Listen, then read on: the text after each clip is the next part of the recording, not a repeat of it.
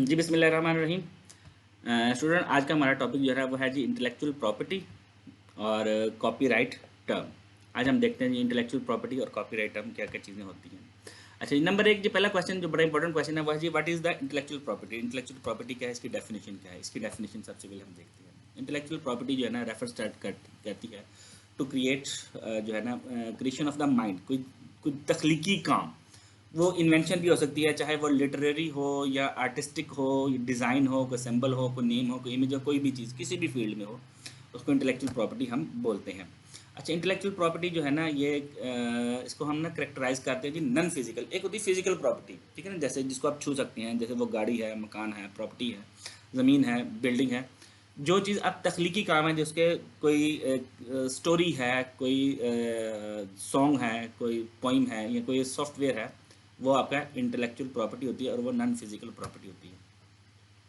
अच्छा जी, ये जो है ना इंटेलेक्चुअल प्रॉपर्टी ना, ये नेमली ये पर्सनालिटी बेस्ड और यूटिलिटेरियन होता है, जिसका कोई अफादियत होती है। इसमें बेशुमार न्यूमरस क्रिटिक्स होते हैं इंटेलेक्चुअल प्रॉपर्टी में, और सिस्टम भी होते हैं जो कि इसको प्रोटेक्ट करते हैं। जी हम आगे इसके बारे में देखते हैं। अच्छा जी, इंटेलेक्चुअल प्रॉपर्टी का बड़ा इंपॉर्टेंट क्वेश्चन ये है कि जी पूछा जाता है जी कि क्या does your employer on your intellectual property. कि आप अगर कहीं काम कर रहे हैं तो आपने कोई चीज़ इन्वेंट की है, कोई क्रिएट की है, तो इसका राइट आपके पास है कि आपके एम्प्लॉयर के पास है। तो जनरल रूल ये है कि आप जहाँ पर बैठ के काम कर रहे होते हैं, जिस कंपनी में काम कर रहे थे, जिस एम्प्लॉयर के अंडर काम कर रहे होते हैं, तो जो चीज़ आप क्रिएट करते हैं इसका राइट एम्प्लॉयर के पास होता है, आपके पास नहीं। ठीक है। हाँ, अगर आप कोई काम कर रहे हैं इस तरह के जी, वो जो काम है वो आपका अपना है और उसका उस कंपनी से कोई लिंक नहीं है, कोई एम्प्लॉयर से कोई लिंक नहीं है, तो वो आपका अपना हो सकता है। ठीक है। नेक्स्ट क्वेश्चन है जी कि does the employer on the innovation. ये पिछले क्वेश्चन से रिलेटेड है। And the rights to apply for a patent. तो उसका आंसर है जी यस। उस एम्प्लॉयर के अंडर बैठ के जो भी इनोवेशन हुई है उसका पेटेंट और उसका राइट जो है ना वो उसी कंपनी के पास है। एग्जांपल है जी कि कोई इंजीनियर है जी, मैकेनिकल इंजीनियर है, उसने मैकेनिकल डिवाइस बनाई, कोई टेक्निकल काम किया, प्रॉब्लम थी, उसने कर लिया। अच्छा जी, अब जो है ना वो क्लेम करता है कि जी ये तो आइडिया मेरा अपना था, मेरे अपने माइंड में था, मैंने अपने वर्किंग आवर्स से बाद जाके बनाया। अगर ये बातें सारी मान भी ली जाएं तब भी उस कंपनी ने, उस एम्प्लॉयर ने उसको इसकी सैलरी पे की है, तो और जो डेवलपमेंट का कोई भी काम है, तो अब ये तमाम के तमाम राइट्स जो है ना उस एम्प्लॉयर के पास चले गए। जिसने क्रिएट की है, अब वो उसने इसकी पेमेंट ले ली, अब वो इसका मालिक नहीं रहा। अच्छा, नेक्स्ट है जी the most important elements of intellectual property. Intellectual property के ना मोस्ट इंपॉर्टेंट एलिमेंट्स क्या क्या हो सकते हैं जी। नंबर एक है जी पेटेंट। पेटेंट क्या चीज़ है। पेटेंट जो है ना ये special forms of IP intellectual property है। ये रजिस्टर्ड होते हैं, इसकी वजह से आपकी जो इन्वेंशंस हैं या आपका जो फंक्शनल डिज़ाइन है, जो भी प्रोसीजर है, वो आपका प्रोटेक्ट हो जाता है, कोई और उसको इस्तेमाल नहीं कर सकता। अच्छा जी, और क्या है जी, patents are granted for new useful inventions and they will give you the rights to prevent others. ये आपको ये रोकते हैं दूसरों को कि जी वो आपका काम इस्तेमाल नहीं कर सकते, ना यूज़ कर सकते हैं, ना सेल कर सकती हैं आपकी इन्वेंशन बगैर आपकी इजाज़त के। नेक्स्ट है जी ट्रेड सीक्रेट्स। ट्रेड सीक्रेट ये एग्रीमेंट्स हैं जो कि कोई भी इदारा अपने चीज़ें, अपना फार्मूला बनाता है और उसको फिर प्रोटेक्ट करता है। कोई फार्मूला है, कोई प्रोसेस है, कोई प्रैक्टिस है, कोई डिज़ाइन है, कोई इंस्ट्रूमेंट है, ये जो बनाता है और उसके बाद उसको महफूज भी रखता है, इसको ट्रेड सीक्रेट्स बोलते हैं। अच्छा, ये एक जनरल इदारा है जी, यूनिफॉर्म ट्रेड सीक्रेट एक्ट यूटीएसए, जिसके अंडर ये काम कर रहा था। पूरी दुनिया में एप्लीकेबल है, पूरी दुनिया में कहीं बहुत स्ट्रांगली काम कर रहा है और कहीं स्ट्रांगली काम नहीं कर रहा। इसके चार इसके बहुत इंपॉर्टेंट पॉइंट्स हैं। नंबर एक, नॉन डिस्क्लोजर एग्रीमेंट्स। इसको हम ना कॉन्फिडेंशियल एग्रीमेंट्स भी कहते हैं। कॉन्फिडेंशियल एग्रीमेंट्स मुराद ये है कि जी आपका कोई भी काम जो आप सीक्रेट रखना चाहें, आपको उसकी इजाज़त है और आप उसको रख सकते हैं और कोई आपको रोक भी नहीं सकता। नंबर टू है जी non compete agreement. Non compete agreement क्या होता है, ये है कि जी अगर एक एम्प्लाई ने कहीं पर जॉब छोड़ दी है और छोड़ने के बाद वो जहाँ पर गया है वहाँ पर उसी पोजीशन पे गया है, ठीक है। जाहिर है जहाँ पर एक आदमी ने जॉब छोड़ के गया है तो वो उसी जैसी ही कंपनी है, उसी फील्ड की कंपनी है, तो वो उसका कंपिटिटर है।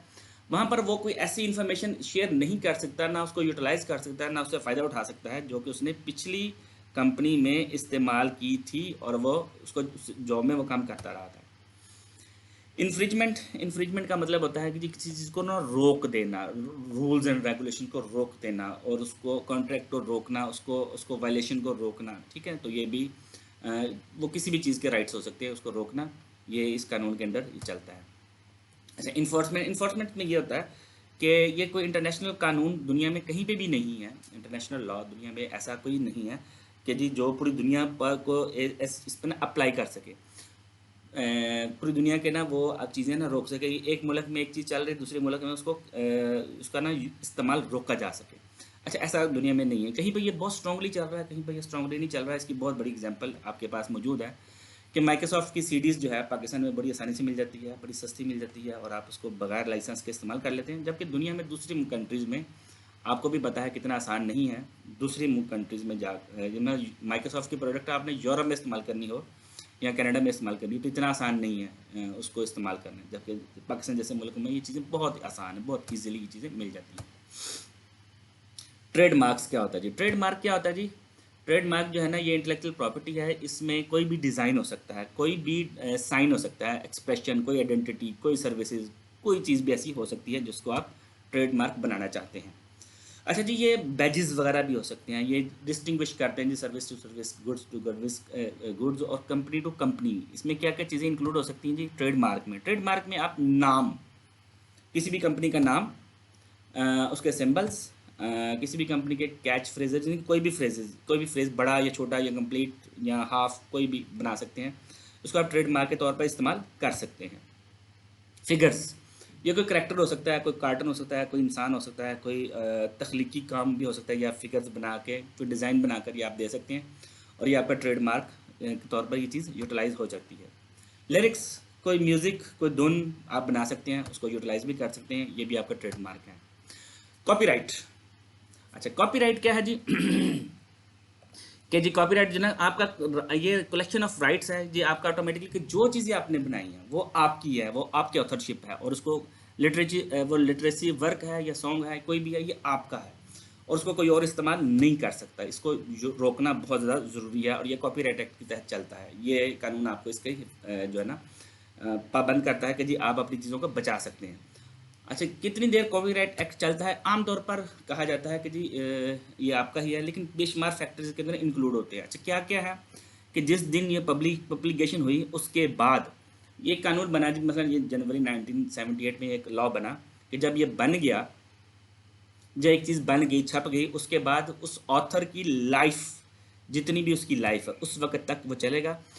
उसमें फिर प्लस कर दिया जी 70 ईयर्स, 70 साल उसमें इंक्लूड कर दिए गए। तो ऐसा है जो है ना ये कानून है, लेकिन इसको भी ब्रीचिंग इसकी भी हो जाती है, तो इसको भी हो सकता है। तो स्टूडेंट, आज का हमारा लेक्चर कंप्लीट हो गया, तो लेक्चर इसके साथ